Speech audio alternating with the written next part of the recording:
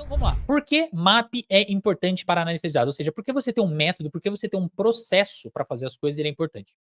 Primeiro porque ele permite que os analistas compreendam e personalizem suas análises. Então você vai entender melhor, você vai pulsar melhor ali nos seus dados, você tem mais liberdade para isso, você não precisa seguir etapas definidas e você pode personalizar melhor sua análise, né? Você faz isso com muito mais tranquilidade.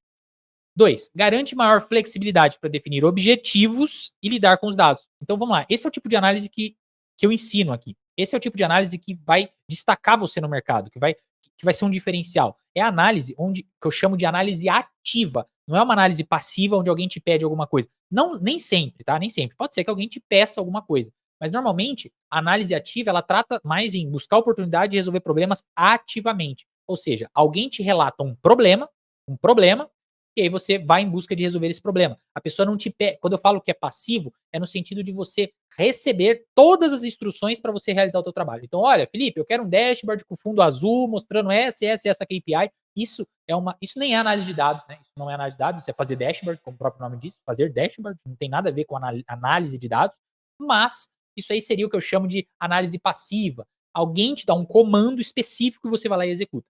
E essa análise passiva, nos Estados Unidos, chamam isso de data monkey, que é o cara que só sabe fazer dashboard ou que só sabe mexer em ferramenta, mas ele precisa de inputs, as pessoas precisam chegar nele e pedir exatamente o que elas querem para que essa pessoa consiga entregar. Então, ela não consegue fazer nenhuma análise ativa. No caso do MAP, ele serve para gente que quer fazer análise ativa mesmo. Então, a gente precisa dessa flexibilidade para a gente definir os objetivos, para a gente explorar melhor essas KPIs e traçar o nosso objetivo de acordo com elas. Então, a gente precisa justamente disso para a gente fazer uma boa análise. Esse é o nosso foco aqui.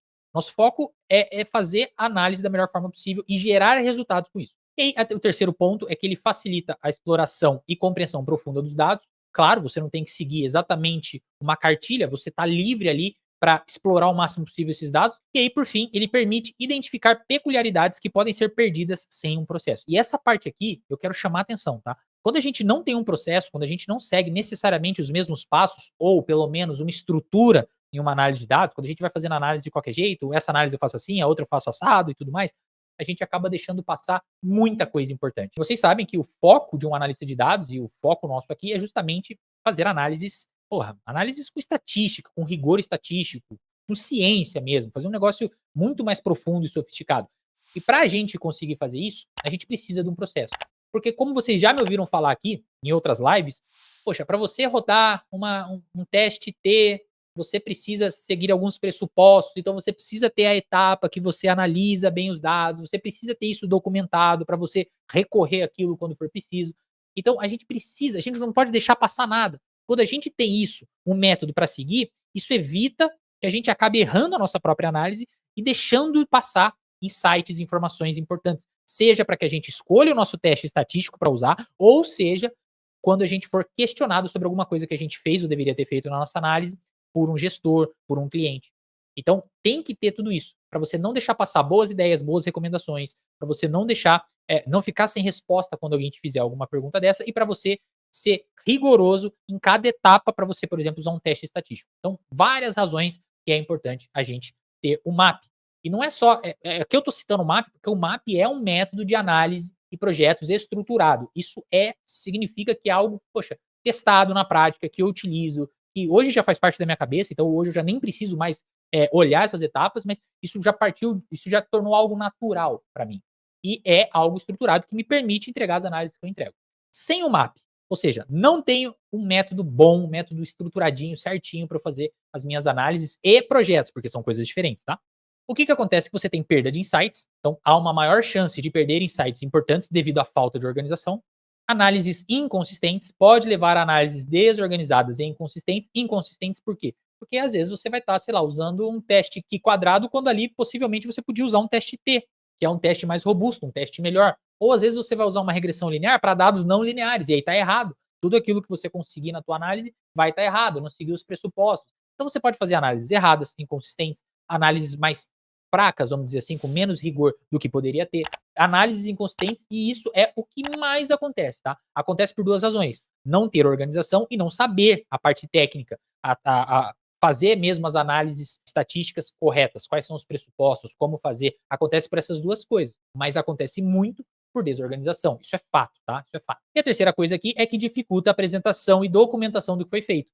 Vocês já viram eu mostrando alguns projetos aqui, eu já mostrei alguns no meu GitHub, e pô, tá lá bonitinho, cada etapa que eu fiz, seguindo exatamente o método MAP, pô, seguindo bonitinho, explicando tudo, tudo. Então, ali eu tô apresentando e documentando cada etapa que eu fiz. Ah, Felipe, eu vou fazer uma apresentação para o meu gestor, vou fazer um PowerPoint, eu não vou colocar tudo isso. Tudo bem, mas você tem que ter o PowerPoint lá e você tem que ter, seja em Word, seja no GitHub, seja no Python, você precisa ter um arquivo onde você fez essas análises e onde você anotou cada etapa, que é o que a gente vai ver daqui a pouco, mas você precisa ter isso documentado, porque você precisa, na hora de responder um questionamento, na hora de responder alguma dúvida, puxar ali o que você fez exatamente. Isso é muito importante.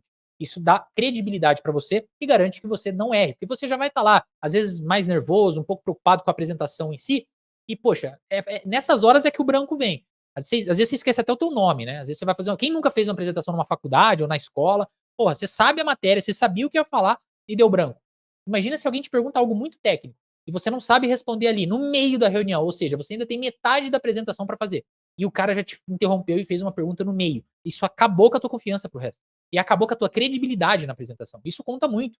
Você precisa ter credibilidade no que você fala. Até porque você está falando coisas técnicas, mesmo que você seja um ótimo analista de dados, se você não tiver credibilidade no que você está falando, não adianta. Não, mas eu sei estatística, sei os métodos, tudo bem, mas a pessoa que está te ouvindo não sabe estatística, não sabe seus métodos. Como que essa pessoa vai confiar que você realmente sabe o que você está mostrando? Você precisa ter confiança e credibilidade. Não saber responder uma pergunta importante, porque ninguém vai te fazer pergunta de palhaçada numa reunião séria de empresa.